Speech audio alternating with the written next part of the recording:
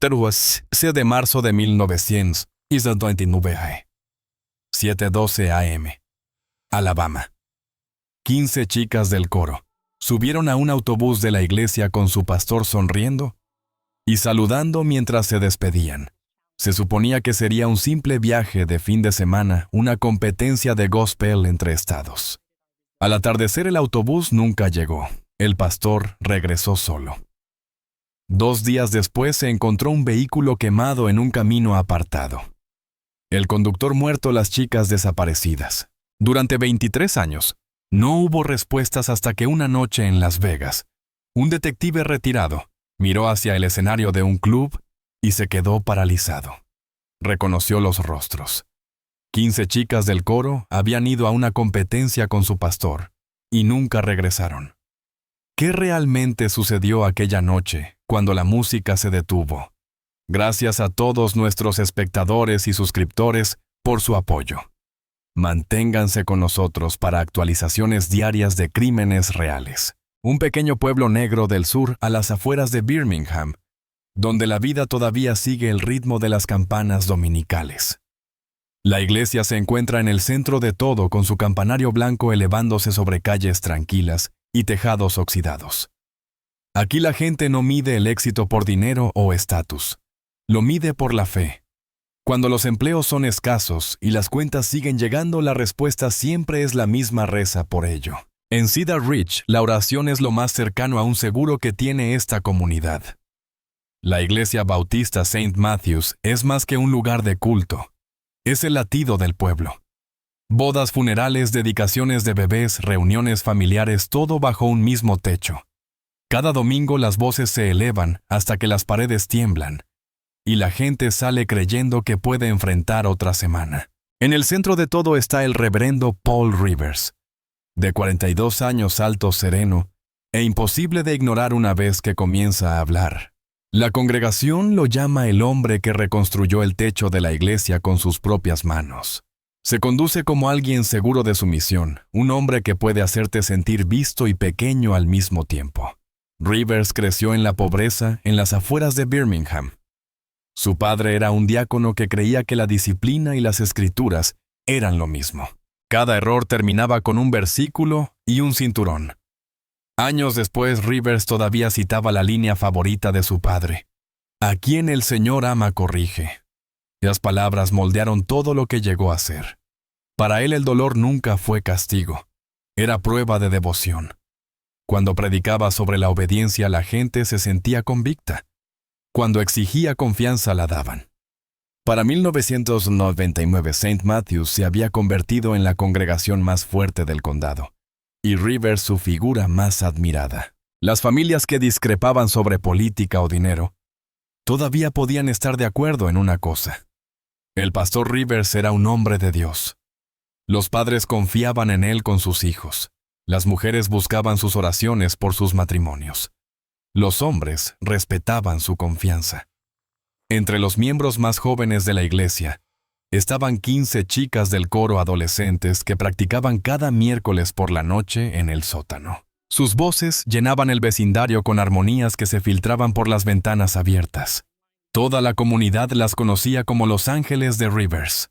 Entre ellas había 3 nombres que el pueblo recordaba más: Grace Johnson, de 16 años, callada, amable y de voz suave. Su madre trabajaba largas jornadas en un diner local, dejando a Grace encargada de cuidar a sus hermanos menores.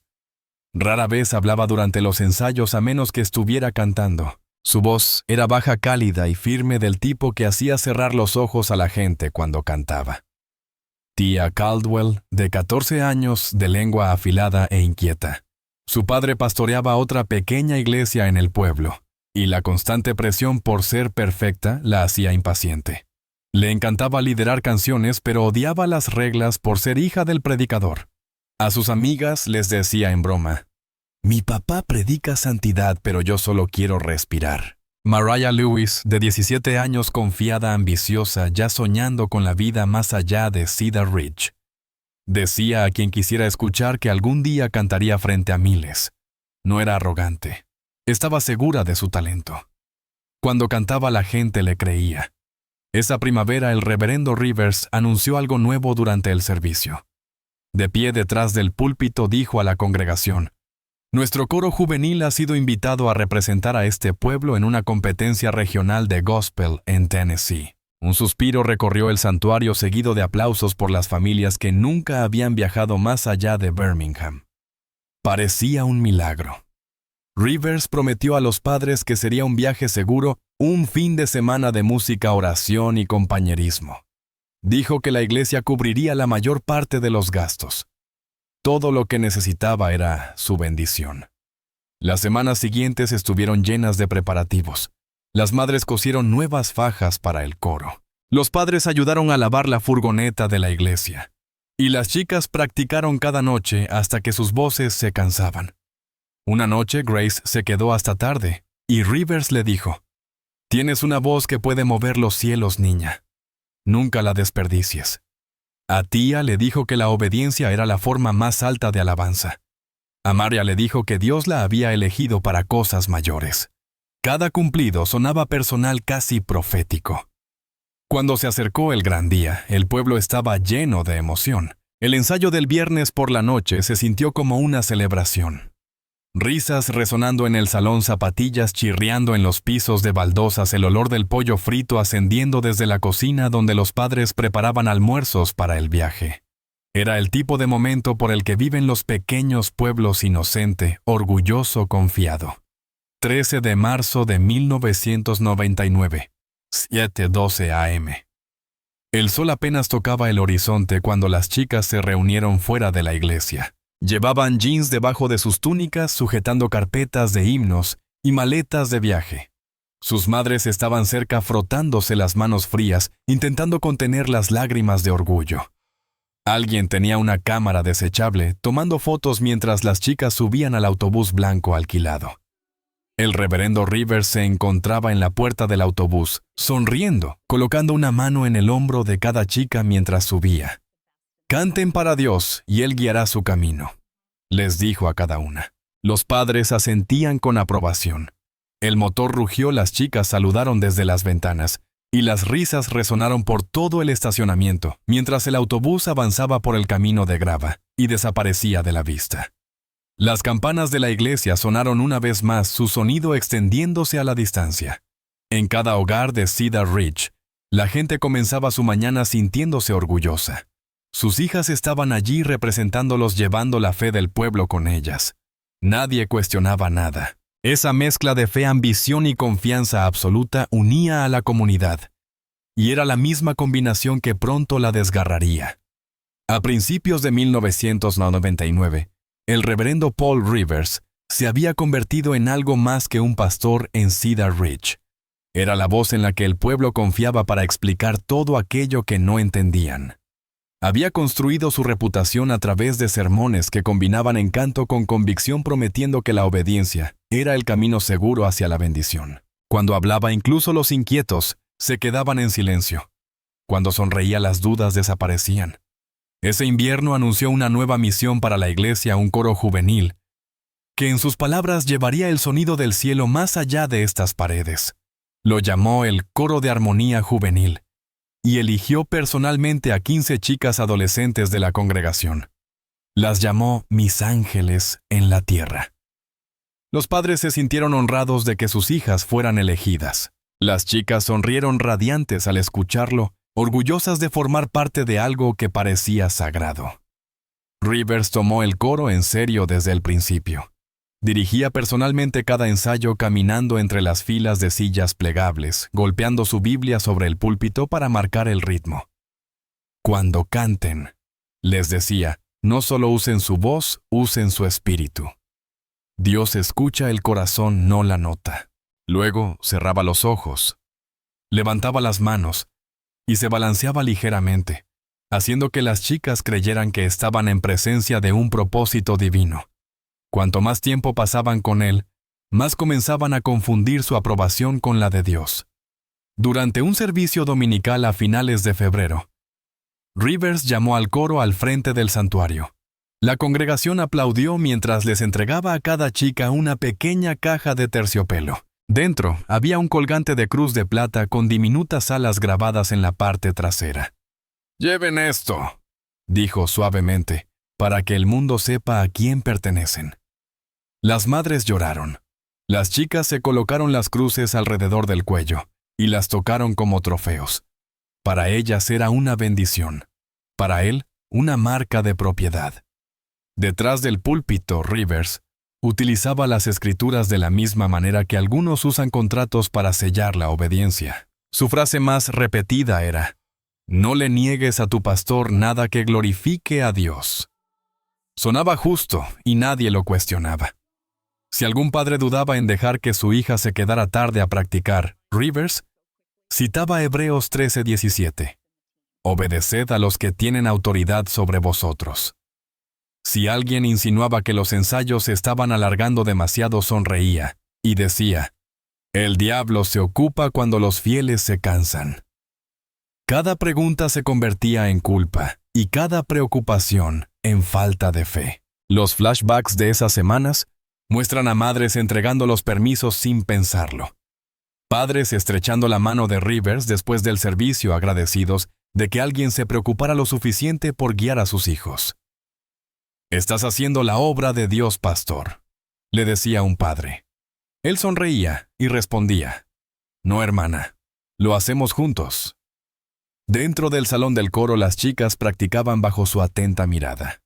Grace Johnson estaba en la segunda fila con su voz suave pero clara. Tía Caldwell manejaba las armonías principales, confiada incluso cuando fingía no importarle. Mariah Lewis a menudo se ofrecía para iniciar las canciones, su energía arrastrando a las demás. Rivers las elogiaba públicamente, pero en privado comenzaba a moldear su comportamiento. Corregía la postura, ajustaba tonos, y les decía que la disciplina era cómo los ángeles ganaban sus alas.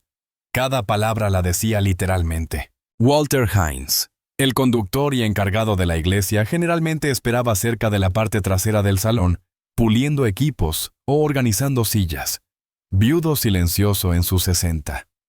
Walter había trabajado en St. Matthews más tiempo que nadie. Conocía el ritmo de la iglesia, las pequeñas alegrías, los chismes, los secretos susurrados entre sermones. También sabía cuando algo no se sentía bien. Comenzó a notar cambios desde que se formó el coro. Rivers mantenía a las chicas más tiempo después de los ensayos de la noche, a veces enviando a todos los demás a casa y cerrando las puertas principales.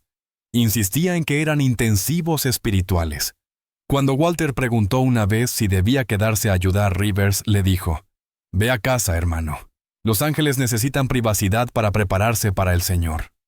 Walter no discutió, pero las palabras se quedaron en su mente. Una noche de miércoles, mientras ajustaba un tornillo en el autobús de la iglesia, Walter escuchó a Rivers a través de la ventana entreabierta del salón de reuniones. Su tono era bajo, pero firme. «Debes confiar en tu pastor. La duda es desobediencia, y la desobediencia aleja a Dios». Las chicas murmuraron su acuerdo. Walter se congeló incómodo. No era lo que decía, sino cómo lo decía. No sonaba como un pastor enseñando. Sonaba como un hombre ensayando el control. A la mañana siguiente, Walter llamó a su hermana Clara, que vivía en Montgomery. «Algo en ese coro no me da buena espina», dijo. Ella rió suavemente pensando que solo estaba cansado. Pero la voz de Walter no cambió. «Estas chicas», susurró, «no están seguras bajo la sonrisa de ese hombre». Clara le dijo que no se metiera, que a veces los pastores se apasionan. Walter hizo una pausa y dijo en voz baja: «La pasión está bien, la posesión no». En la iglesia, sin embargo, la influencia de Rivers solo crecía. Las madres hablaban de cómo sus hijas parecían más confiadas, más espirituales. Las cruces de plata brillaban en cada foto dominical. Rivers recordaba a la congregación que la juventud era el futuro y que ningún ejército de oscuridad podría enfrentar a una generación que canta la verdad. La gente gritaba «Amén», mientras él sonreía disfrutando de la energía que había creado. Una tarde después del ensayo, Grace se acercó a él abrazando su cruz. «Pastor, mi mamá dice que debería irme directamente a casa mañana», dijo tímidamente. Rivers se inclinó voz tranquila. Grace, tu madre tiene buenas intenciones, pero al diablo le encanta la distracción. No dejes que robe lo que Dios está construyendo en ti. Ella asintió sintiéndose corregida, pero extrañamente reconfortada. Esa misma noche, Walter permaneció afuera de nuevo con las manos en los bolsillos, viendo cómo las chicas salían del edificio una por una. Cada una llevaba la misma cruz. Cada una sonreía educadamente al pasar junto a él. Cuando se cerró la última puerta, miró hacia las ventanas iluminadas de la iglesia y susurró: Señor, cuídalas porque algo me dice que son pastoras buscando en otro lugar. Rivers continuó elogiando a las chicas en cada servicio, llamándolas prueba de que Dios todavía obra milagros en lugares pequeños. Al pueblo le encantaba la atención. Los periódicos locales publicaron un breve artículo llamando a St. Matthews, la iglesia que eleva las voces del mañana. Para los forasteros era una historia de orgullo. Para los que estaban dentro era confianza ciega y completa. En momentos privados, Rivers recordaba a las chicas que ser elegidas conllevaba responsabilidad. Cuanto más alto vueles, les decía, más intentará el enemigo cortar tus alas. La frase se convirtió en su metáfora favorita. La usaba tan a menudo que las chicas comenzaron a repetirla entre ellas antes de los ensayos, sintiéndose especiales, protegidas, distintas. Walter observaba todo desde los márgenes sin hablar públicamente de sus preocupaciones. Sabía que nadie escucharía. En Cedar Ridge, cuestionar al reverendo Rivers era como cuestionar a Dios mismo. Aún así, un viernes por la noche, le dijo de nuevo a Clara por teléfono: «Si alguna vez pasa algo aquí, diles que lo vi venir». Ella suspiró y le dijo que descansara. Él respondió suavemente: «No es fácil descansar cuando estás viendo una tormenta que nadie más ve». Esa fue la última cosa que ella recordó que él dijo sobre el coro. Para entonces el coro de armonía juvenil estaba listo para viajar, sus armonías eran perfectas. Su confianza completa. Las cruces de plata captaban la luz cada vez que inclinaban la cabeza para orar. La congregación creía que el pastor había hecho algo extraordinario. Él creía que había hecho algo irreversible. 13 de marzo de 1999, 7:12 a.m. Cedar Ridge, Alabama. El cielo sobre la iglesia bautista St. Matthews era de un dorado suave, del tipo de mañana que se siente como una bendición. Los padres llenaban el estacionamiento de grava saludando orgullosamente, mientras 15 chicas adolescentes del coro subían a un autobús blanco de alquiler estacionado cerca de los escalones de la iglesia. Las chicas llevaban sus libros de himnos y maletas, sus collares con cruces de plata captando la luz del sol, mientras reían y posaban para fotos. Alguien gritó: «Traigan ese trofeo a casa». Y otro padre bromeó: «No olvides llamar cuando llegues». El sonido del motor del autobús se mezclaba con las charlas y el canto del gospel hasta que el vehículo avanzó y desapareció entre los robles que bordeaban el camino. De pie cerca, el reverendo Paul Rivers sonreía con las manos dobladas ordenadamente frente a él. Les dijo a las familias que él conduciría adelante en su propio auto para reservar el hotel y encontrarse con el coordinador del evento. Su voz era calmada, medida, el tono de un hombre en control. Nadie lo cuestionó. ¿Por qué lo harían durante años? Había sido su brújula moral. Recordó a los padres rezar por un viaje seguro, levantó la mano derecha y dijo: «El Señor va con ellas, y también mis oraciones». Esa fue la última vez que alguien en Cedar Ridge vio a esas chicas con vida. El autobús blanco, un modelo GMC de 1998, alquilado con placas de Alabama, era conducido por Walter Hines, el voluntario de la iglesia de larga data de 60 años. Walter saludó desde la ventana del conductor mientras salían. Detrás de él, las chicas ya cantaban sus himnos de calentamiento, sus voces escapando por las ventanas abiertas. Al mediodía, el autobús se incorporó a la carretera 20 rumbo al oeste hacia Mississippi. Varios automovilistas más tarde recordarían haberlo visto, un vehículo blanco limpio con St. Matthew's Youth Choir escrito en cinta azul en el costado. Un camionero dijo recordarlo porque las chicas dentro saludaban y reían como si se dirigieran a un concierto. Alrededor de las 11:45 a.m., El autobús se detuvo en una gasolinera justo al cruzar la frontera Alabama-Mississippi. Una cámara de vigilancia afuera captó breves imágenes que luego fueron confirmadas por los investigadores Walter, bajándose para repostar algunas chicas comprando bocadillos adentro, y el autobús parado cerca del surtidor número 6. La marca de tiempo mostraba 11:47 TM. Esa imagen se convertiría más tarde en el último avistamiento verificado del vehículo 15 adolescentes sonrientes y un conductor momentos antes de desaparecer. A las 6:40 p.m. La hora prevista de llegada del coro a Jackson, Tennessee, ya había pasado. Los padres comenzaron a llamarse unos a otros, suponiendo que había habido un retraso. La madre de Grace Johnson, Denise, llamó a la oficina de la iglesia y dejó un mensaje de voz. Hola, solo verificando si llegaron bien. Para las 9:00 p.m. Su tono cambió a preocupación. Es tarde. Por favor, devuélveme la llamada. El teléfono nunca sonó. A lo largo del pueblo otros padres hicieron lo mismo. Para la medianoche, la inquietud se convirtió en pánico. El reverendo Rivers, quien supuestamente había conducido adelante para asegurar las habitaciones del hotel, regresó a Cedar Ridge al amanecer.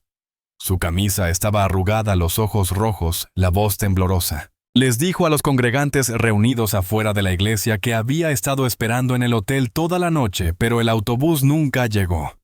Reporteros locales captaron imágenes de él de pie, en los escalones de la iglesia, temblando, sosteniendo una Biblia y diciendo: «El diablo se los llevó».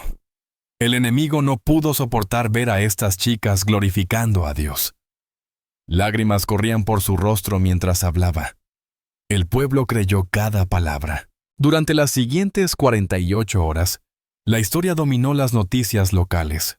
Voluntarios buscaron en carreteras y áreas de descanso. La policía revisó hospitales y terminales de autobuses, y las familias organizaron círculos de oración fuera de St. Matthews. La imagen del reverendo Rivers arrodillado con los padres en el estacionamiento se convirtió en símbolo del dolor compartido. Nadie sospechaba de él. Todavía no. El 15 de marzo, 2 días después, un oficial de Mississippi respondió a un llamado sobre un vehículo quemado, encontrado en un camino de tierra aislado fuera de la Ruta 7, a casi 70 millas de la ruta planeada del coro. Lo que quedaba era apenas reconocible metal retorcido, vidrios rotos y escombros carbonizados. Se confirmó que el vehículo pertenecía a Walter Hines. Dentro de los restos, los investigadores encontraron la silueta derretida de una cruz de plata fusionada en el tablero y rastros de ADN femenino en los asientos traseros. El fuego había sido intenso y deliberado. Un investigador en la escena recordó haber dicho: «Esto no fue un accidente». Alguien quería que no quedara ni un rastro. De vuelta en Cedar Ridge, la incredulidad se apoderó de la comunidad. Las familias se reunieron en el salón de la iglesia, rostros pálidos, aferrándose a la esperanza. La madre de Grace sostenía la túnica del coro de su hija, susurrando oraciones entre dientes. El padre de Tía exigió respuestas al sheriff, insistiendo. Ese hombre dijo que iba a reunirse con ellas. Entonces, ¿dónde estaba? Pero la respuesta de Rivers permaneció igual. Frente a las cámaras dijo: «Estuve allí esperando. Llamé una y otra vez». Algo maligno ocurrió en ese camino. Los medios se aferraron a sus palabras. La cobertura nacional lo llamó el misterio del coro desaparecido. La historia se difundió mucho más allá de Alabama. Reporteros entrevistaron a habitantes del pueblo que describieron a Rivers como un hombre de Dios, un pilar de fe. Cada transmisión repetía su frase: «El diablo se los llevó». Por un tiempo esa explicación fue suficiente. Era más fácil culpar a lo inexplicable del mal que cuestionar al hombre que había construido su iglesia con sus propias manos. Los investigadores revisaron los registros telefónicos y descubrieron algo extraño. Entre las 10:30 y 11:50 a.m., alrededor del momento en que el autobús se detuvo a cargar gasolina, Rivers había hecho 3 llamadas a un número no registrado que se rastreó a un teléfono público fuera de Jackson. Cuando se le preguntó Dijo que estaba verificando con el coordinador del evento, pero los detectives no encontraron registro de tal coordinador, ni de ninguna competencia de gospel programada en la zona ese fin de semana. El descubrimiento generó dudas silenciosas entre la policía, pero públicamente Rivers seguía siendo intocable. Dentro de la iglesia comenzaron los susurros. Los padres que antes rezaban juntos ahora se observaban nerviosamente durante el servicio dominical. Algunos notaron qué rápido Rivers pasaba del duelo a la autoridad, organizando reuniones de oración diarias, donde recordaba a todos confiar en el plan de Dios, en lugar de cuestionar las acciones del hombre. Cuando una madre preguntó sobre los detalles del hotel, él colocó suavemente su mano sobre su hombro y dijo: «No dejes que la duda te haga cómplice de la desesperación». Ella se disculpó de inmediato. Ese era su poder control envuelto en consuelo. Mientras tanto, los investigadores estatales enviaron los restos del vehículo quemado al laboratorio criminalístico en Tupelo. Los hallazgos preliminares confirmaron la presencia de 2 muestras de ADN femenino, distintas, aunque ninguna coincidía con registros en Cotus. Dentro de la puerta del pasajero cubierta de ceniza, los técnicos descubrieron un fragmento que parecía ser una cadena de amuleto idéntica en diseño a las cruces de plata que Rivers había regalado al coro semanas antes. El grabado en la parte trasera estaba parcialmente intacto con un leve contorno de alas de ángel. El sheriff del condado de Lee dijo a los reporteros: «Estamos explorando todas las pistas. Nada está descartado, incluido el juego sucio». Pero en privado admitió a sus colegas que las evidencias no cuadraban. El autobús había sido visto en cámara horas después de que ese vehículo debería haber pasado por el área donde se encontró la furgoneta de Walter. Entonces, si Walter estaba muerto, preguntó un investigador, ¿quién conducía ese autobús? Esa pregunta se convirtió en el bucle inquietante del caso, el detalle que se negaba a resolverse. Las familias se aferraban a cualquier explicación que les trajera consuelo. Algunos creían que las chicas habían sido secuestradas. Otros pensaban que el autobús podría haberse estrellado en un área remota. Pero a medida que las horas se convirtieron en días, esas teorías perdieron peso. El único detalle constante era la última imagen: 15 chicas cantando a la luz de la mañana, un pastor de confianza observándolas partir, y la promesa de que él las encontraría allí. Al final de la semana, el pueblo había pasado de la confusión a un miedo silencioso. Carteles de desaparecidos cubrían las vitrinas de las tiendas. Los detectives volvieron a interrogar a Rivers pidiéndole que relatara su ruta. Él afirmó que condujo directamente a Tennessee, se registró en un hotel y esperó. Sin embargo, los recibos de ese hotel no mostraban registro de su estadía. Cuando se le preguntó al respecto, suspiró y dijo: «A veces la fe no deja huellas en papel». A pesar de la creciente sospecha de algunos oficiales, la mayoría de Cedar Ridge todavía lo defendía. La gente decía cosas como: «Ese hombre ha hecho más por este pueblo que nadie». Se reunían en vigilias nocturnas, encendiendo velas bajo los escalones de la iglesia, cantando las mismas canciones que las chicas solían cantar. La mejor amiga de Grace susurró durante una de esas vigilias: «Sigo pensando que escucharé su voz otra vez». Su madre a su lado no dijo nada, solo miraba el autobús blanco que aparecía en las viejas grabaciones televisivas, un fantasma congelado en el tiempo. En los meses siguientes, esa grabación se volvió icónica. Los investigadores la reproducían una y otra vez, intentando identificar cada rostro, cada detalle. Un detective dijo más tarde que era la calma antes de una tormenta que aún no comprendíamos. La imagen de ese autobús blanco detenido en la Bomba 6 los perseguiría por décadas. En abril de 1999, 3 semanas después de que el coro desapareciera, lo que comenzó como confusión se convirtió en una emergencia a gran escala. Helicópteros sobrevolaban las carreteras de Alabama, Mississippi y Tennessee. La policía local trabajaba junto al FBI, revisando caminos secundarios y campos, en busca de cualquier rastro del autobús blanco. No encontraron nada, ni cuerpos ni equipaje, ni siquiera marcas de neumáticos que llevaran a algún lugar. No hubo llamadas de rescate, ni notas, ni sobrevivientes. Era como si 15 adolescentes y un conductor hubieran sido borrados de la noche a la mañana. Cada noche, mientras los equipos de búsqueda regresaban con las manos vacías, los padres se reunían fuera de la iglesia bautista St. Matthews. Traían velas mantas y fotos enmarcadas. Las madres sostenían carteles con el rostro de sus hijas.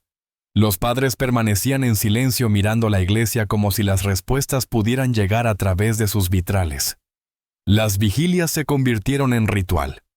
Exactamente a las 8:00 p.m. El reverendo Paul Rivers subía los escalones de la iglesia micrófono en mano con lágrimas ya en los ojos.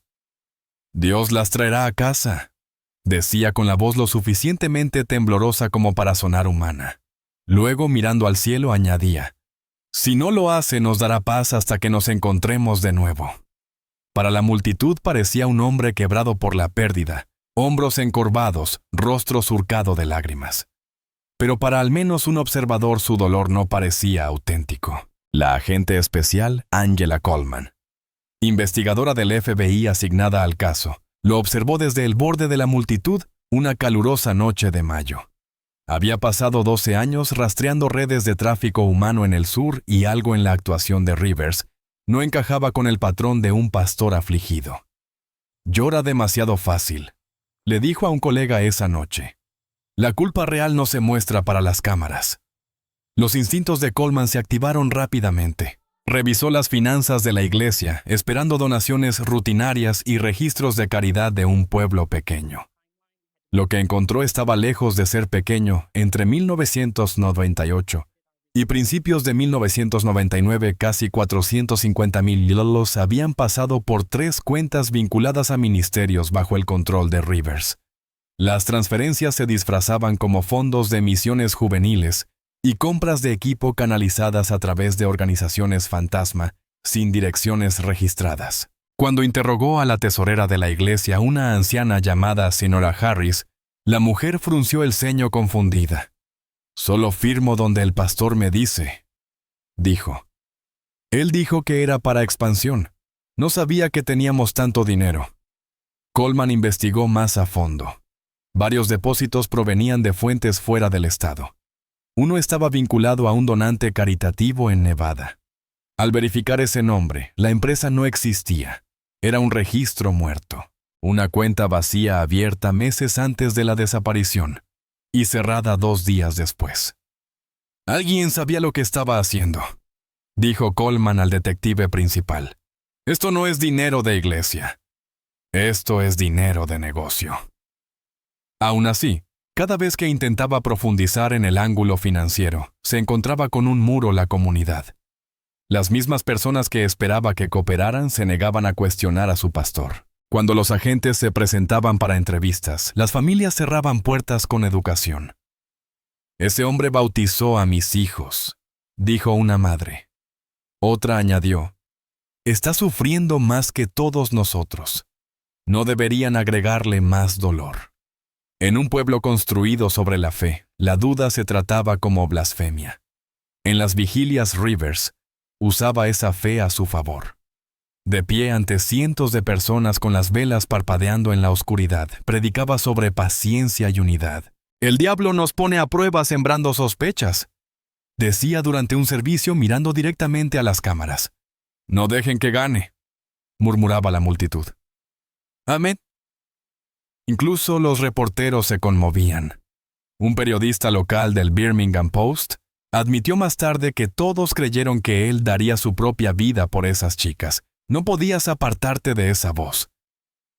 Entre bastidores, Coleman enfrentó resistencia de su propio equipo. Sin evidencia física, sus sospechas parecían sesgo. La única prueba que tenía eran transferencias bancarias e intuición. «El carisma no es un crimen», le recordó su supervisora. Ella respondió, «Lo es cuando lo cubre». Pero sin sobrevivientes testigos ni cuerpos, el caso se estancó. Para el verano la búsqueda oficial se redujo. Las familias se negaron a aceptarlo. Seguían saliendo en parejas recorriendo zanjas, pegando volantes a lo largo de paradas de camiones y áreas de descanso. La madre de Grace Johnson le dijo a un reportero local, «No puedo dejar de mirar. Si dejo de hacerlo, significa que se ha ido, y no podría vivir con eso». Sus manos temblaban mientras sostenía una foto descolorida de su hija usando la cruz de plata que Rivers le había dado. Susurró: «Ese hombre me dijo que Dios la protegería». Dentro de St. Matthews, los domingos se volvían más silenciosos. La asistencia cayó casi a la mitad, aunque la iglesia aún parecía llena porque quienes permanecían aplaudían más fuerte y cantaban con más intensidad, decididos a demostrar su lealtad. Un lado de la congregación todavía llamaba a Rivers profeta, el otro mentiroso. Surgían pequeñas discusiones en supermercados, salones de belleza e incluso en el diner donde trabajaba Denise Johnson. «¿Crees que lastimaría a esas chicas?», le preguntó un cliente.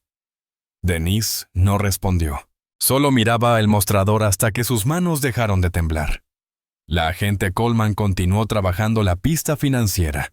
En diciembre de 1999 se reunió con un contable federal que confirmó lo que ya sospechaba: el dinero que pasaba por Rivers Ministries estaba lavado. 450,000 no desaparecen en himnos, dijo el contable. Eso es organizado. Coleman asintió respondiendo en voz baja. Y lo organizado no ocurre sin ayuda. Su informe sugirió que las transferencias coincidían con patrones vinculados a operaciones de tráfico humano que se extendían de Texas a Nevada. Ella presionó para vigilar las nuevas actividades de Rivers, pero la oficina regional del FBI dudó. «Estás persiguiendo fe con matemáticas», dijo un agente senior. «Necesitamos más que números». Mientras tanto, Rivers seguía jugando tanto de salvador como de víctima. Cuando las donaciones disminuyeron, vendió sermones con lágrimas en cinta titulados Faith Through Fire. Las cintas circularon por todo Alabama trayendo dinero de vuelta a la iglesia. En una grabación dijo: «Si tus manos están limpias, no temes la luz». Los oyentes escribieron cartas agradeciéndole por mantener viva la esperanza. En 2000, Coleman lo intentó de nuevo. Llevó a Rivers a una entrevista voluntaria en la oficina del FBI en Birmingham. La transcripción aún se encuentra en los archivos federales. Ella preguntó: «¿Organizó usted personalmente el transporte?» Rivers respondió con calma y firmeza: «Organicé lo que el Señor puso en mi corazón». Coleman insistió: «¿Quién pagó por el autobús?» Rivers sonrió: «La iglesia pagó. La iglesia siempre paga por la fe». Ella notó su compostura sin vacilaciones, sin errores. Cuando preguntó sobre las cuentas bancarias, él dijo: «Agente Coleman, cuando uno se mueve en el ministerio, el Señor provee. El dinero va y viene. Estás persiguiendo lo que pertenece al cielo». Ella anotó en sus notas: «desviación mediante las escrituras.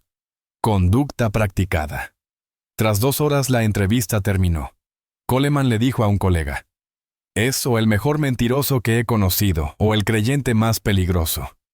Para la primavera de 2001, habían pasado 2 años desde la desaparición. El caso seguía abierto pero frío. Rivers City se había mudado temporalmente a Atlanta, alegando agotamiento y duelo. La junta de su iglesia aprobó públicamente un año sabático para su recuperación. A puerta cerrada, Coleman se enteró de que había transferido títulos de propiedad a un familiar en Texas antes de irse. Cuando intentó nuevamente citar sus finanzas, se le negó por falta de causa probable. En Cedar Ridge, el pueblo se dividió en 2. La mitad todavía adoraba en St. Matthews, insistiendo en que el pastor era inocente. La otra mitad ya no podía soportar pasar frente a la iglesia. Rumores decían que Rivers había vendido a las chicas a traficantes extranjeros, que había escenificado todo por lucro, que el FBI tenía pruebas, pero se negaba a actuar. Cada historia se hacía más fuerte hasta que la verdad se convirtió en solo otra versión de los rumores. A lo largo de todo esto, las madres se aferraron a la fe. Asistían a las vigilias incluso cuando las multitudes desaparecían encendiendo velas en silencio. Cuando los reporteros dejaron de cubrir la historia, ellas rezaban más fuerte, como si los cielos pudieran escuchar cuando las cámaras ya no lo hacían. Angela Coleman visitó una de esas vigilias y se sentó tranquilamente en el último banco. Más tarde escribió en sus notas de campo: «La fe es por lo que estas mujeres sobreviven, pero la fe también es por lo que nunca ven al monstruo entre ellas». En 2001, Un equipo federal de revisión listó oficialmente el caso como no resuelto. El informe concluyó: no hay evidencia adicional que permita acciones. Cuando un periodista preguntó cómo había fallado la investigación, Coleman respondió: porque la persona responsable llevaba un cuello clerical en lugar de una máscara. Su declaración fue rápidamente desestimada como opinión. El reverendo Rivers regresó a Alabama más tarde ese año para un servicio público marcando el 2º aniversario de la desaparición. Las cámaras lo filmaron subiendo lentamente los mismos escalones de la iglesia donde alguna vez prometió traer a las chicas a casa. Su cabello se había encanecido ligeramente, pero su tono era el mismo. El Señor da y el Señor quita, dijo. Nuestro deber es confiar, no cuestionar. Algunos lloraron, otros aplaudieron. Coleman observó la transmisión desde su oficina, susurrando para sí misma: sigue predicando, y ellos siguen escuchando. Los años posteriores a la desaparición del coro se extendieron en silencio. Para 2002, Cedar Ridge era un fantasma de lo que había sido. Las risas que alguna vez llenaron la iglesia St. Matthews se habían desvanecido en el eco de oraciones sin respuesta. Las familias envejecieron en duelo y la esperanza se convirtió más en hábito que en creencia. Cada 13 de marzo, el pueblo se reunía fuera de la iglesia con velas. Sus rostros iluminados por la luz parpadeante cantaban los mismos himnos que sus hijas. Una vez interpretaron sus voces temblando en las mismas notas que una vez les dieron orgullo. Ya no era una celebración, era supervivencia. Dentro de una pequeña casa amarilla cerca de la autopista, Denise Johnson, la madre de Grace, se negaba a mover cualquier cosa en el dormitorio de su hija. Las cortinas rosas aún colgaban donde Grace las había dejado. El despertador junto a su cama estaba detenido a las 8:12 a.m., la hora exacta en que había salido para el viaje. Denise lo había desconectado esa mañana, dijo, porque el tiempo se detenía cuando ella lo hacía. Cada domingo desempolvaba la cómoda, mantenía la bata de su hija doblada sobre la almohada, y a veces se sentaba junto a la ventana por la noche susurrando: si alguna vez encuentras el camino de regreso, aún estaré aquí. Los vecinos decían que la casa siempre olía a cera de vela y a esperanza antigua. Para 2004, la iglesia bautista St. Matthews estaba casi vacía. Los asientos del coro acumulaban polvo. Las ofrendas permanecían intactas y la mitad de la congregación se había mudado. Los que permanecían ya no se miraban igual. El dolor compartido se había transformado en silenciosa desconfianza. Algunos creían que Dios los estaba poniendo a prueba. Otros pensaban que el pastor había sido la prueba. Pero algo los unía: nadie jamás olvidó los rostros de los carteles de desaparecidos. Mientras Cedar Ridge lloraba, Paul Rivers no aparecía por ningún lado. Durante 2 años su nombre desapareció de todos los registros y directorios. Luego, en 2005, apareció una nueva iglesia en las afueras de Houston, Texas, el New Light Sanctuary. Su fundador, el pastor Peter Rowe, fue descrito en boletines de la iglesia como un hombre sanado por la gracia, llevando esperanza a los quebrantados. Vestía trajes, a medida hablaba con convicción amable, y tenía una manera de hacer sentir a todos elegidos.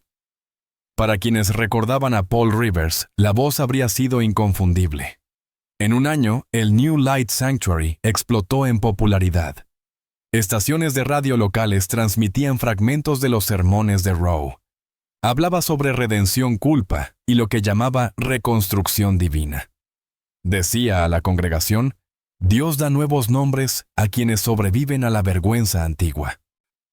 La gente creía cada palabra. La iglesia atraía multitudes, especialmente mujeres, buscando paz tras desamor o pérdida. Algunos decían que sus palabras les hacían sentir renacer. Otros notaban algo extraño que no podían nombrar. Imágenes de archivo de 2007, de un programa local, mostraban a Rowe de pie, hasta la cintura, en una piscina bautismal, rodeado de jóvenes con túnicas blancas. Sonreía a la cámara diciendo: «El Señor sigue en el negocio de salvar almas». Una mujer que bautizó ese día no tendría más de 20 años. Se parecía inquietantemente a una de las chicas desaparecidas: misma complexión, misma sonrisa, la misma cruz de plata, brillando justo encima de su túnica. La grabación más tarde se incorporaría a una revisión federal, cuando los investigadores notaron la semejanza asombrosa. Pero en ese momento nadie lo cuestionó. Mientras tanto, en Alabama, la agente Angela Coleman no había dejado el caso. Aunque oficialmente reasignada, pasaba su tiempo rastreando los movimientos de Rivers. Le dijo a un colega: «Hombres como ese no se detienen, solo cambian de púlpito». Pero cuando envió una solicitud formal a la oficina de Houston para verificar la identidad del pastor Rowe, no recibió respuesta. El rastro se había enfriado nuevamente. En 2008, un periodista freelance llamado Ethan Ward, conocido por investigar fraudes religiosos y movimientos de culto, comenzó a conectar los puntos por su cuenta. Había leído un artículo antiguo sobre el caso de Cedar Ridge y notó similitudes financieras entre St. Matthews y el New Light Sanctuary. Escribió un correo a Coleman: «Si Rivers se convirtió en Rowe, no huyó, reconstruyó». Ella respondió una vez: «Ten cuidado, Ethan. Siempre está 3 pasos adelante». La investigación de Ward creció rápidamente. Publicó una columna en línea temprana titulada «El pastor que cambió su nombre», y empezó de nuevo. Apenas recibió atención, pero continuó investigando. En una de sus últimas llamadas grabadas a un colega, Ward dijo: «Todo está conectado. El dinero, las chicas desaparecidas, los nuevos bautismos. Es el mismo patrón que se repite». 2 días después murió. Los informes policiales del 12 de septiembre de 2008 indicaban que la causa de su muerte fue un accidente automovilístico. Su vehículo se salió de la Interestatal 10 cerca de Beaumont y explotó al impactar. Los investigadores culparon a la fatiga y a un neumático reventado. Pero su familia no creyó la versión oficial. Su laptop, que contenía notas y entrevistas, desapareció de la escena. El accidente no dejó archivos recuperables, ni unidades de respaldo. El artículo que había prometido publicar, uno que supuestamente nombraba a las personas involucradas en la ruta del dinero, nunca se encontró. Después del accidente, el New Light Sanctuary realizó un memorial por Ward. El pastor Rowe pronunció él mismo el elogio. Las cámaras lo grabaron diciendo: «Incluso aquellos que cuestionan a Dios cumplen su propósito». A veces su camino termina antes de entender por qué. Sonreía mientras la congregación asentía, sin darse cuenta de que el hombre que hablaba había guiado alguna vez a 15 chicas por un camino del que nunca regresaron. Para 210 Cedar Ridge había cambiado por completo. La iglesia estaba tapiada, los vitrales rotos, el letrero exterior descolorido bajo el calor sureño. Pero cada 13 de marzo, el mismo grupo de madres regresaba de pie hombro con hombro frente al edificio vacío con velas y fotos. Algunas rezaban en voz alta. Otras simplemente susurraban los nombres de sus hijas. Cuando los reporteros dejaron de venir, ellas seguían reuniéndose. Cuando su fe comenzaba a desvanecerse, tomaban prestada la de alguien más. 19 de marzo de 2022. Las Vegas, Nevada. Dentro de uno de los clubes privados más exclusivos de la ciudad, el Echelon Room, la música pulsaba lenta y pesada bajo capas de luz dorada. La multitud era adinerada, ruidosa y distraída, personas que habían venido a olvidar el mundo exterior. Pero sentado cerca del fondo, el detective retirado Richard Moreno, de 61 años, no estaba allí para olvidar nada. Asistía a una reunión con antiguos colegas, una salida inofensiva para celebrar 2 décadas fuera de la fuerza. Bromeaban, bebían y compartían historias sobre los casos que aún los perseguían. Moreno tenía un caso que nunca salió de su mente: la desaparición de 15 chicas del coro en Alabama, en 1999. No era su jurisdicción en ese entonces, pero todos los policías del sur lo habían seguido incluso años después de que el caso se enfriara. Alrededor de las 11:30 p.m., la sala se oscureció y las luces del escenario se encendieron en ámbar. Una voz por los altavoces anunció: «Damas y caballeros, el Golden Choir». 15 mujeres salieron con trajes negros a juego tacones, haciendo clic al unísono. En el momento en que comenzaron a moverse, algo se congeló en el pecho de Moreno.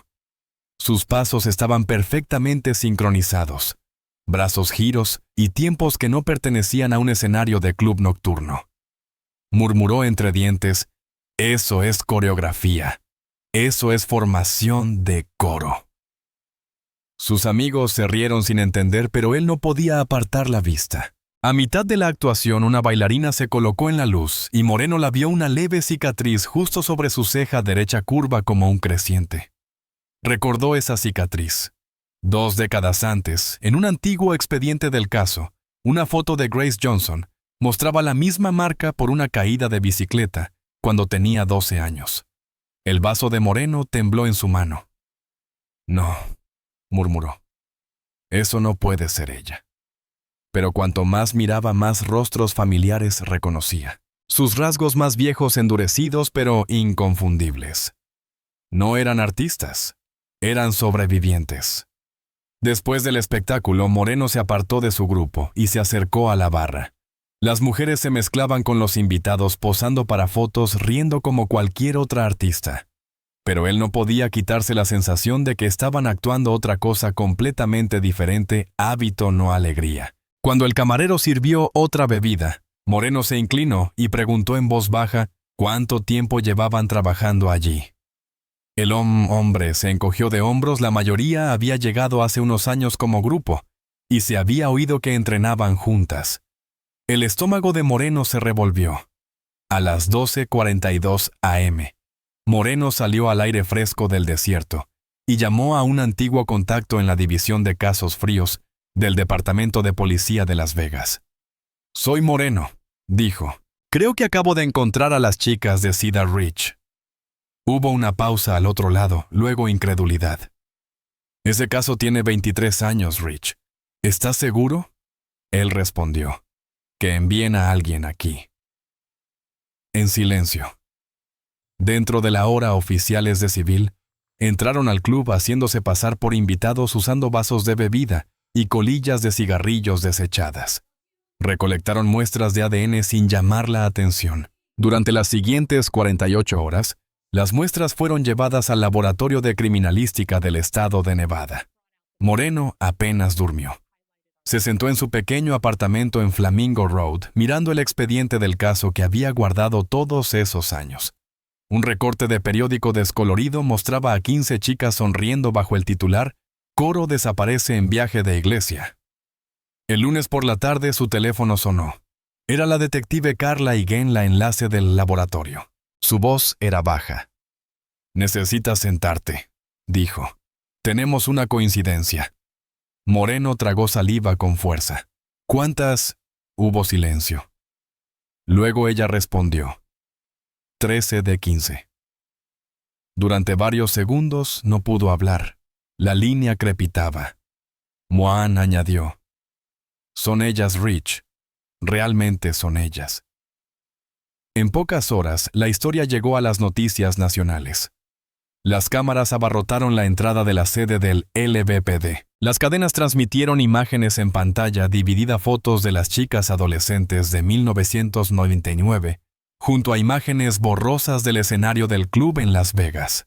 Los reporteros lo llamaron el coro encontrado vivo. La reacción del público fue explosiva. Familias que habían enterrado ataúdes vacíos se vieron repentinamente en el centro de atención. Una madre se desmayó durante una entrevista en vivo al ver el rostro de su hija en la pantalla. Otra, entre lágrimas, dijo: «Recé todas las noches. Pensé que estaba loca por esperar, pero Dios no lo olvidó». Entre bastidores, los investigadores confirmaron un patrón inquietante. Las mujeres habían ingresado al sistema estadounidense con nuevas identidades entre 2001 y 2005. Sus registros fueron alterados mediante documentos de inmigración falsificados y contratos corporativos vinculados a negocios de entretenimiento en Nevada y California. Cada rastro de papel conducía a un nombre que no significaba nada para el público, pero todo para el FBI. Peter Rowe, fundador del New Light Sanctuary en Houston. Cuando Moreno escuchó el nombre, se congeló. Había leído los viejos informes, los rumores sobre un pastor que había desaparecido tras la tragedia de Cedar Ridge. «Rowe», dijo en voz baja. Es Rivers. La sala quedó en silencio. Esa noche, agentes federales se reunieron con Moreno en una sesión privada en el departamento. Revisaron fotos antiguas, registros financieros y confirmaciones forenses. Nuan dijo, esto no es solo supervivencia. Esto fue control. Moreno se inclinó hacia adelante, ojos en el tablero de evidencia. Entonces, ¿dónde están las otras dos?, preguntó ella. Él negó con la cabeza lentamente. Esa es la parte que no me deja dormir. La semana siguiente, las imágenes de la operación de rescate llenaron las transmisiones nacionales. 13 mujeres escoltadas bajo protección policial fueron vistas saliendo del club, cubiertas con mantas protegiendo sus rostros de los flashes de las cámaras. Los titulares lo llamaron Liberación en Las Vegas. Pero para quienes estaban dentro de la investigación, la celebración vino con preguntas. ¿Quién ayudó a esconderlas? ¿Y cómo construyó Rivers un imperio mientras todos los demás rezaban por su redención? 6 de abril de 2022. Sede del Departamento de Policía de Las Vegas. Por primera vez en 23 años, las chicas que habían desaparecido de Cedar Ridge finalmente hablaban por sí mismas. No eran las chicas del coro de mirada brillante que el pueblo recordaba. Eran mujeres con nuevos nombres, nuevos rostros, y voces que temblaban entre la fe y el miedo. Tras puertas cerradas, las 13 sobrevivientes se sentaron frente a los investigadores federales, relatando historias que nadie podría haber imaginado cuando subieron a aquel autobús blanco de la iglesia en 1999. Lo que comenzó como un viaje de evangelio se convirtió en algo más cercano al cautiverio. Grace Johnson fue la primera en hablar. Su voz se quebró al decir, «Nos dijo que la obediencia trae salvación». Esas palabras pesaban en la habitación. Era la misma frase que el reverendo Paul Rivers había repetido en cada sermón, la misma que había moldeado sus vidas, mucho antes de desaparecer. Los investigadores pronto se dieron cuenta de que la iglesia no había sido solo un lugar de culto. Había sido el inicio de un sistema cuidadosamente construido.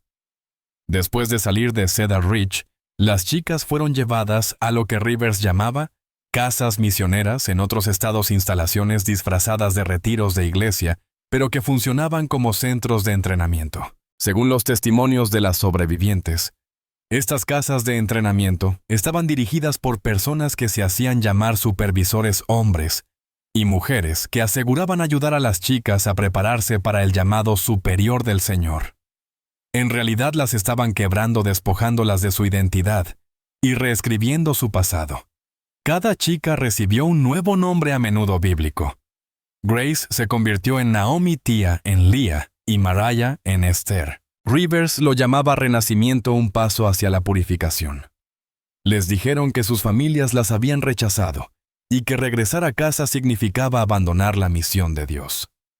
En pocas semanas, las chicas dejaron de cuestionarlo.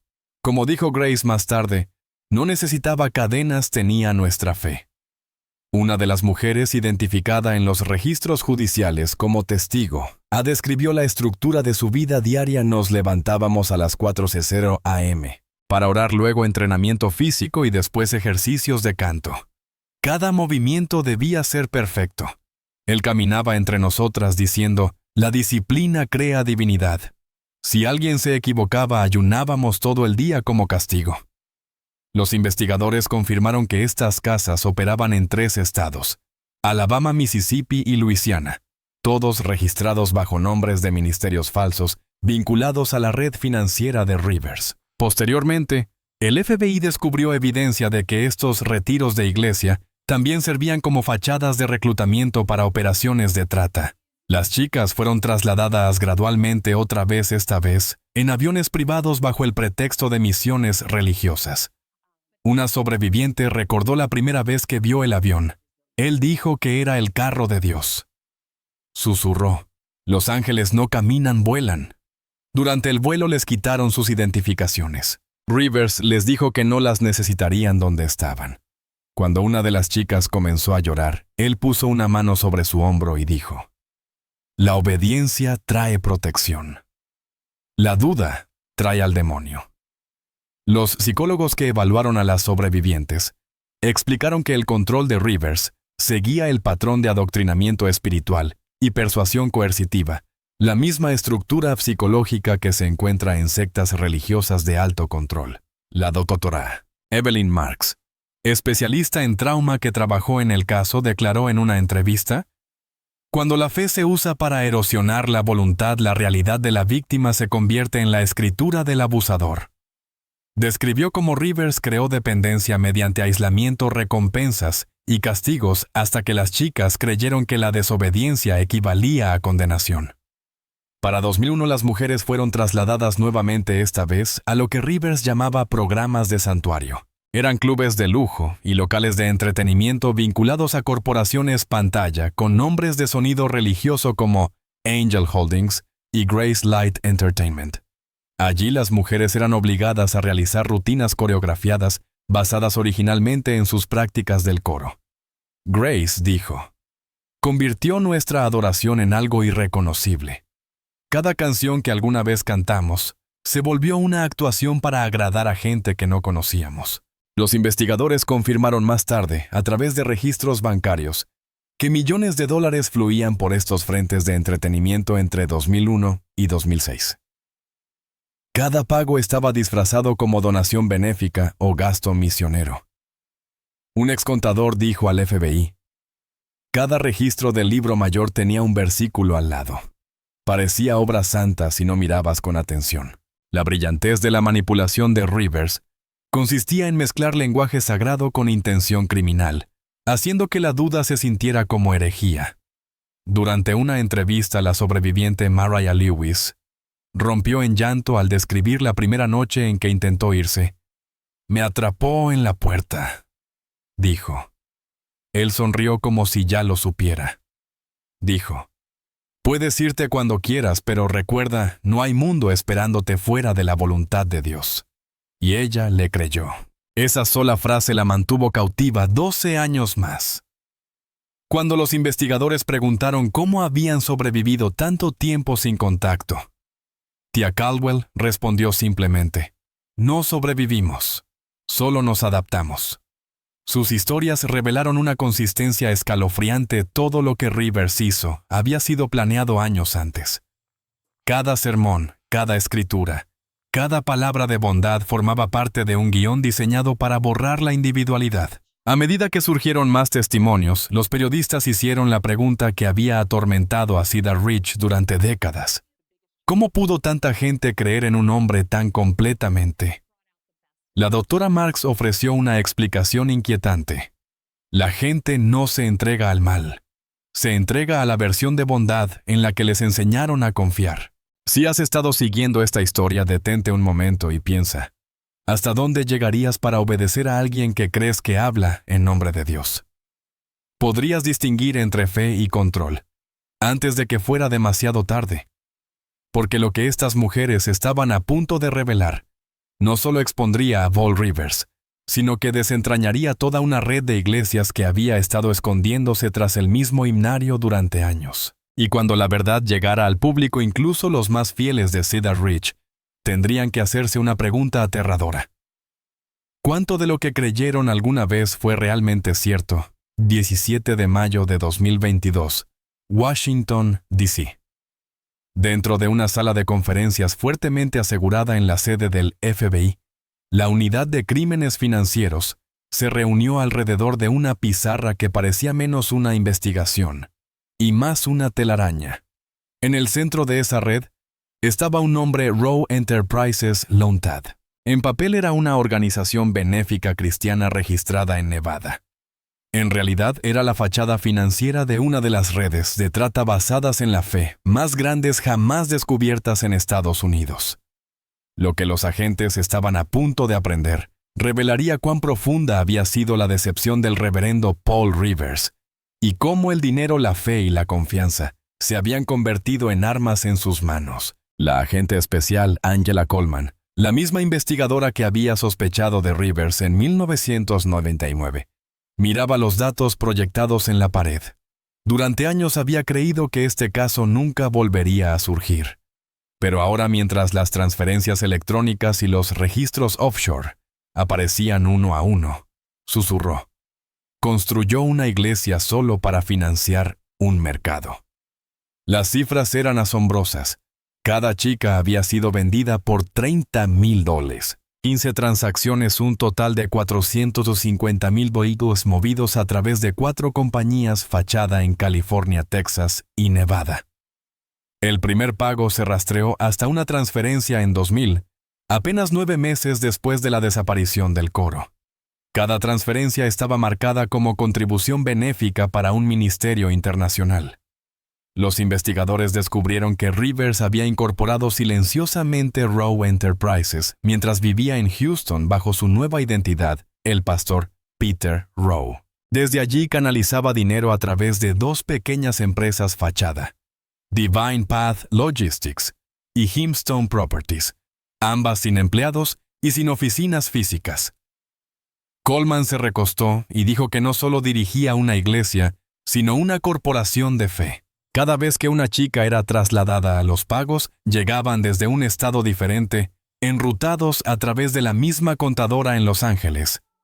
Samantha Dyer, extenedora de cuentas para un retiro religioso privado, que más tarde fue arrestada por cargos de fraude no relacionados. Cuando fue entrevistada, Dyer confesó: "No pensamos que fuera trata. Pensamos que era financiamiento misionero".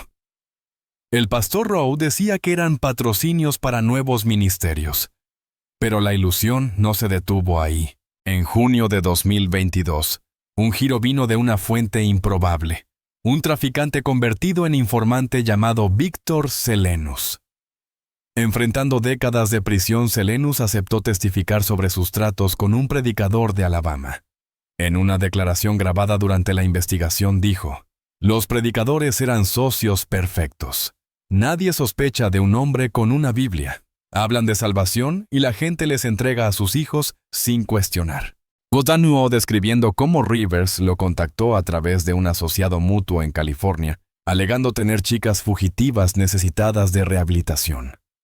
Selenus dijo que usó la palabra ángeles, diciendo que estaba encontrando hogares para sus ángeles perdidos. Los agentes recuperaron una serie de cintas de audio, encriptadas de un disco duro incautado en Houston. Una de ellas contenía la voz de Rivers inconfundible y calmada. Él decía: "Cantaron para Dios, y Dios me lo recompensó". La sala quedó en silencio cuando se reprodujo el audio por primera vez en la reunión del FBI. Coleman declaró después en una entrevista con la prensa: "Era lo más frío que he escuchado. No había remordimiento, solo orgullo". Cuando la noticia se difundió, el país estalló. Las principales cadenas emitieron titulares como "El pastor que vendió su coro" y "Traicionó la fe". En todo el sur, los feligreses protestaron frente a los templos exigiendo reformas y rendición de cuentas. Exparroquianos de Cedar Ridge dieron entrevistas emotivas. Un anciano diácono dijo a los reporteros: "Bautizó a mi hijo. Predicó sobre el ataúd de mi esposa. Y todo ese tiempo estaba haciendo dinero con los hijos del Señor". En línea, la historia se convirtió en un movimiento. Hashtags como "Is Voice of Cedar Ridge", "Is Up o a Justice for the Angels" inundaron las redes sociales, generando conversaciones en todo el país sobre la autoridad sin control en espacios religiosos. Mientras tanto, el FBI comenzó a emitir acusaciones ante el gran jurado. Varias personas vinculadas a los ministerios falsos de Rivers fueron arrestadas, incluyendo 2 agentes de viajes, un administrador inmobiliario y un abogado corporativo. Cada uno desempeñaba un papel en ocultar rastros financieros o en transportar a las víctimas con documentos misioneros falsificados. El Departamento de Justicia confirmó posteriormente que más de 2,8 millones habían sido lavados a través de iglesias fachada, vinculadas a Rivers y sus asociados. No era solo un crimen de fe. Era un plan de explotación escondido tras sermones y escrituras. A medida que el caso ganaba atención, las sobrevivientes fueron puestas bajo protección de testigos. Fueron trasladadas a lugares no divulgados en todo el país para su seguridad, con nuevas identidades y protocolos estrictos de seguridad. Durante una entrevista privada con la agente Coleman, Grace Johnson hizo una pregunta que dejó la sala en silencio. Ella dijo: ¿Crees que Dios todavía nos escucha después de lo que cantamos por Él? Según se informó, Coleman hizo una larga pausa antes de responder. Creo que nunca dejó de escucharnos. A finales de agosto de 2022, las protestas habían llegado a Washington. Líderes religiosos de diversas denominaciones exigían una supervisión más estricta de los ministerios independientes y de la financiación no regulada de iglesias. Los presentadores de noticias debatían cómo un hombre pudo explotar la fe para obtener ganancias sin ser detenido durante décadas. Cuando el Departamento de Justicia publicó al público porciones de los registros offshore de Rivers, la reacción fue inmediata. Cada transacción estaba listada por fecha, con una precisión escalofriante. La anotación junto a la entrada final simplemente decía, «La última ofrenda». Si esta historia te ha conmovido, queremos agradecerte por tu increíble apoyo. Este canal prospera gracias a espectadores como tú, personas que se preocupan por la verdad, la justicia y las voces que merecen ser escuchadas. Únete a nuestra membresía de YouTube hoy para desbloquear beneficios exclusivos, acceder a contenido premium de True Crime y ayudarnos a seguir sacando historias como esta a la luz, porque cada vista, cada compartida y cada voz ayuda a garantizar que lo que le pasó a estas 15 chicas nunca vuelva a suceder. 2 de marzo de 2023, 6:45 a.m. La tranquilidad de un suburbio de Houston se rompió cuando un convoy de SUVs negras recorrió el cul-de-sac de Westfield Lane. Dentro, agentes de la unidad de fugitivos del FBI y del SWAT de Houston se preparaban para poner fin a una persecución que llevaba 24 años en desarrollo. Su objetivo, el reverendo Paul Rivers, ahora conocido bajo su alias Peter Rowe. Durante semanas, los equipos de vigilancia habían rastreado compras hechas a su nombre, teléfonos prepagos, laptops desechables, tarjetas de débito no rastreables. Era la primera pista sólida desde el descubrimiento en Las Vegas. Cuando el ariete golpeó la puerta, el comando resonó por toda la cuadra. Los agentes irrumpieron, pero lo que encontraron no era lo que nadie esperaba. La casa estaba vacía, sin señales de lucha, sin salidas forzadas, sin rastros de que alguien hubiera vivido allí más de unos pocos días. El aire olía débilmente a productos de limpieza. Sobre la mesa de la cocina había una sola Biblia abierta. Un versículo estaba subrayado con tinta negra, «Fueron elegidos». Junto a ella yacían un pasaporte quemado y un teléfono celular desechable, borrado por completo. La agente especial Angela Coleman se inclinó sobre la mesa y susurró, «Se ha ido otra vez». La búsqueda no arrojó resultados.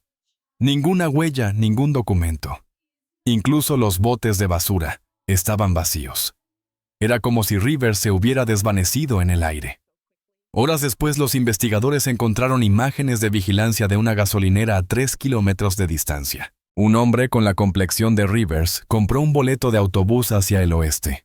Llevaba gorra de béisbol, grandes gafas de sol y una mano vendada. La fecha y hora marcaban 1 de marzo, 10:14 p.m. La pista hizo que los agentes se dirigieran rápidamente hacia El Paso. 2 días después, un empleado de un motel allí confirmó haber registrado a un hombre llamado Peter Rowe, quien pagó en efectivo y se fue antes del amanecer. El empleado recordó una cosa: dejó una toalla blanca manchada con lo que parecía ser tinte para el cabello. Las pruebas forenses confirmaron posteriormente rastros de químicos anestésicos cosméticos del tipo usado en reconstrucción facial. Para la segunda semana de marzo, el FBI reveló lo que muchos temían: Rivers había estado planeando su escape durante años. Oculto dentro de una de sus propiedades en Houston, había una pequeña habitación subterránea, con múltiples tarjetas de identificación, pasaportes de 3 países diferentes y una carpeta etiquetada como «Futuras misiones». Dentro había bocetos de nuevos logotipos de iglesias, guiones de sermones y recibos de una clínica privada de cirugía estética en Nuevo Laredo, México. Los investigadores concluyeron que Rivers había programado consultas allí bajo una identidad falsa desde 2021. La agente Coleman dijo a la prensa que estaba reconstruyendo su imagen literalmente y espiritualmente. A finales de abril, un informante en Juárez afirmó que un hombre con la nueva apariencia de Rivers había estado predicando en una reunión cristiana no registrada cerca de la frontera, llamándose a sí mismo Padre Matthew. Realizaba pequeñas reuniones hablando a mujeres inmigrantes que buscaban trabajo en E.U., prometiéndoles hogares seguros y misiones divinas. Los locales decían que se comportaba como un profeta, nunca pedía dinero, pero aceptaba donaciones en efectivo. Cuando se le preguntó cómo sabían que era él un asistente, dijo que se veía diferente, pero su voz era la misma. Durante todo el verano de 2023, llegaron pistas desde Arizona, Nuevo México y el norte de México. Cada una ubicaba a Rivers cerca de pueblos fronterizos, desapareciendo a menudo pocos días antes de que llegara la ley. Un trabajador de un rancho cerca de Tucson reportó haber visto a un hombre realizando bautismos al aire libre, en un lecho de río seco siempre al atardecer.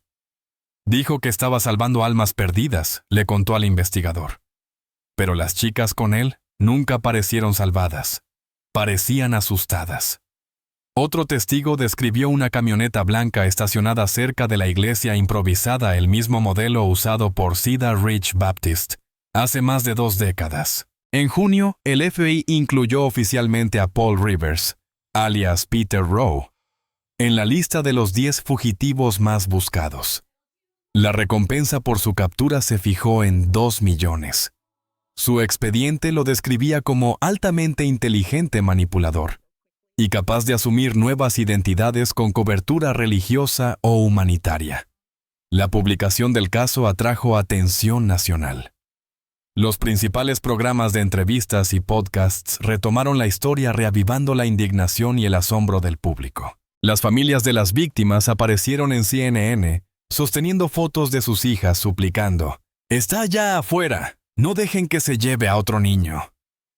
Mientras tanto, las sobrevivientes bajo protección de testigos comenzaron a recibir cartas extrañas sin remitente. Cada sobre contenía un solo versículo bíblico escrito con una caligrafía inquietantemente similar a la de Rivers. El pastor nunca abandona a su rebaño. Los investigadores rastrearon los matasellos a varias ciudades del suroeste, pero ninguno condujo a un lugar sólido.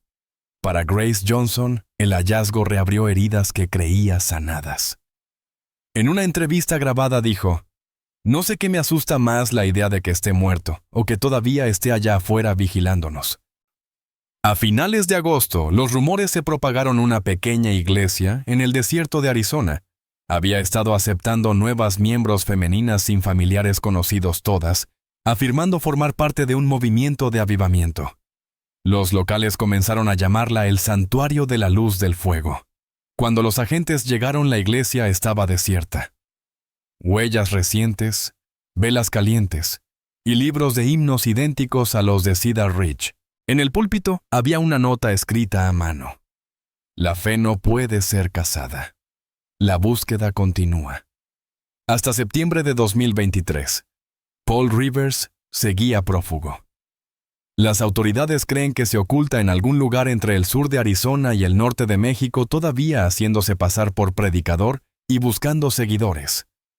El FBI ha advertido al público sobre cualquier ministro autoproclamado que ofrezca programas de restauración espiritual. Han pasado 24 años desde que 15 chicas del coro desaparecieron en lo que se suponía sería un fin de semana de fe. 13 han sido encontradas vivas, marcadas pero de pie. Pero el hombre que les quitó toda su inocencia, sus voces, su confianza sigue libre. Y esta noche, mientras los investigadores siguen los rastros más mínimos de su camino a través del desierto, una pregunta resuena en todas las estaciones. En todas las mesas de noticias, en cada hogar que ha seguido esta historia, desde el principio. Lo encontrarán antes de que vuelva a predicar. 4 de febrero de 2024. Los Ángeles. Cámaras llenaban un estudio silencioso, donde 13 mujeres se sentaron lado a lado bajo un letrero que decía a voces reclamadas. Era la primera vez que hablaban en público desde que fueron encontradas 2 años antes. La transmisión se emitió en vivo en todas las grandes cadenas del país. Las mujeres que una vez cantaron himnos gospel, siendo adolescentes en Cedar Ridge, ahora se sentaban frente a millones. ya no como víctimas, sino como sobrevivientes listas para contar al mundo lo que la fe y la resistencia les había costado. Grace Johnson estaba en el centro, manos entrelazadas con una cruz de plata brillando bajo las luces. Cuando la entrevistadora le preguntó qué le daba fuerza, ella respondió suavemente: «Antes cantábamos para sobrevivir. Ahora hablamos para que otros puedan». A su izquierda, tía Caldwell asintió explicando cómo años de silencio habían transformado sus voces en algo que apenas reconocían. «Él nos robó la música», dijo, pero no silenció el mensaje. A su derecha, Maria Lewis añadió: «Lo más difícil no es recordar lo que pasó. Es recordar quiénes éramos antes de que sucediera». Sus palabras llevaban el peso de cada padre que rezó, de cada amiga que esperó, y de cada vida que cambió el día que abordaron ese autobús blanco de la iglesia. En los meses previos a la entrevista, las sobrevivientes habían recibido terapia intensiva financiada por una coalición de grupos de defensa de víctimas de trata. Muchas habían luchado por reintegrarse en nuevas ciudades, nuevos nombres, supervisión de seguridad constante. Pero las sesiones de terapia evolucionaron en reuniones grupales, y las reuniones grupales se convirtieron en algo más. Se llamaron a sí mismas el Coro de las Sobrevivientes, no como un homenaje al pasado, sino como una declaración de renacimiento. Juntas, formaron una organización sin fines de lucro dedicada a ayudar a mujeres a escapar de la explotación religiosa y el control coercitivo. Su declaración de misión decía: «Fuimos usadas para servir a la fe. Ahora usamos la fe para liberar a otros». Fragmentos de la entrevista televisada se difundieron en redes sociales durante días. Un momento particularmente poderoso ocurrió cuando la entrevistadora preguntó a Grace sobre el perdón. Ella hizo una larga pausa antes de responder. Perdonar no significa olvidar. Significa negarnos a dejar que su maldad defina nuestras vidas. La audiencia en el estudio se puso de pie para aplaudir. Por primera vez desde 1999, el mundo vio los rostros del coro de Cedar Ridge, no como titulares, no como chicas perdidas, sino como prueba viviente de que la supervivencia puede reclamar lo que la fe había distorsionado. La transmisión también provocó reuniones largamente esperadas. Las familias que habían enterrado ataúdes vacíos finalmente abrazaron de nuevo a sus hijas. La madre de Grace, ahora canosa y frágil, susurró: «Sabía que tu voz volvería a casa». El padre de tía, que alguna vez fue pastor, se puso de pie, sosteniendo la mano de su hija, lágrimas en los ojos, admitiendo: «Pasé años predicando sobre el plan de Dios, pero nunca cuestioné al hombre que lo dirigía. Ese fue mi pecado». Mariah, quien había soñado con cantar en escenarios reales, finalmente lo hizo, pero no por entretenimiento. Interpretó una versión reelaborada de Amazing Grace al final del especial con su voz cruda y temblorosa. Las letras ahora llevaban un significado nuevo, no sobre la fe salvadora, sino sobre la fe que se sobrevive. Detrás de las cámaras, la agente Angela Coleman observaba en silencio. Para ella esto no era solo un caso cerrado, sino un capítulo de la justicia estadounidense reescrito. Más tarde dijo: «Normalmente no recibimos historias que terminan en luz. Esta lo hizo no porque el sistema funcionara, sino porque ellas se negaron a rendirse». Su declaración resonó en todo el país mientras se proponían nuevas políticas para regular instituciones religiosas privadas y mejorar el seguimiento de los programas juveniles administrados por iglesias. Los legisladores lo llamaron Ley de Reforma de Cedar Ridge. Pero incluso en medio de la esperanza, una sombra permanecía: la ausencia del reverendo Paul Rivers. A pesar de la cacería global, él seguía desaparecido. Durante la entrevista, la presentadora preguntó si las mujeres creían que él seguía vivo. Grace miró directamente a la cámara y dijo: «No sé dónde está, pero sé esto. Donde quiera que se esconda, volverá a escuchar nuestras voces. Sabrá que encontramos la libertad». Sus palabras se convirtieron en la frase final de todos los noticieros esa noche. Semanas después, las mujeres se reunieron nuevamente, esta vez no para cámaras, sino para ellas mismas. En una pequeña iglesia de Los Ángeles, lejos de la que dejaron atrás, cantaron el mismo himno que una vez resonó en Cedar Ridge, en 1999. La melodía comenzó en voz baja, temblorosa al principio, y luego creció a medida que se unían otras voces. Los años de silencio se desvanecieron. Sin coreografía, sin audiencia, solo voces ahora mayores más fuertes y finalmente libres. Su historia se convirtió en un símbolo nacional de resiliencia. El coro de sobrevivientes continuó creciendo, ofreciendo becas, asistencia legal y consejería de trauma para jóvenes que escapaban del abuso espiritual. En la escena final de su seguimiento televisado, el narrador leyó una última frase, mientras la cámara se desvanecía sobre sus rostros. Fueron robadas por la fe, transformadas por el miedo, y renacidas por la verdad. El mal no siempre se oculta en la oscuridad. A veces se esconde detrás de un púlpito. El reverendo Paul Rivers, alias Peter Rowe, sigue prófugo. Las 15 sobrevivientes continúan su labor ayudando a otros a encontrar la libertad. Gracias por ver. Por favor, recuerden dar like, compartir y suscribirse para más historias como esta. Historias que nos recuerdan que la verdad, sin importar cuánto tiempo permanezca enterrada, siempre encuentra su voz.